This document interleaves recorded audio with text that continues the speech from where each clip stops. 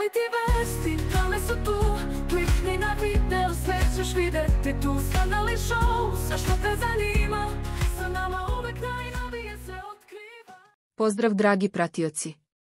8. sezona Elite samo što nije počela, a produkcija nam priprema iznenađenje o kome se već naširoko priča.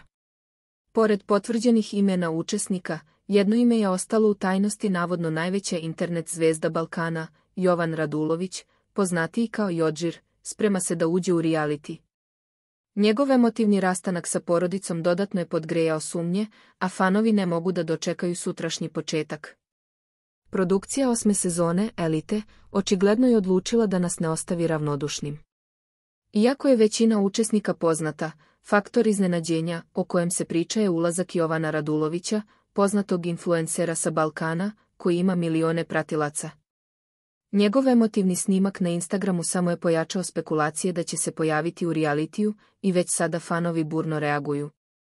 Pored novih lica, ovogodišnja sezona donosi i veliki broj već poznatih učesnika. To garantuje novu dinamiku i zanimljive interakcije, jer kombinacija novih i starih učesnika stvara prostor za neočekivane sukobe i saveze.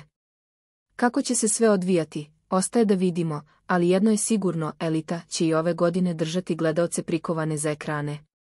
Dok neki pozdravljaju dolazak novih zvezda, drugi izražavaju skepticizam, misleći da će to narušiti autentičnost emisije.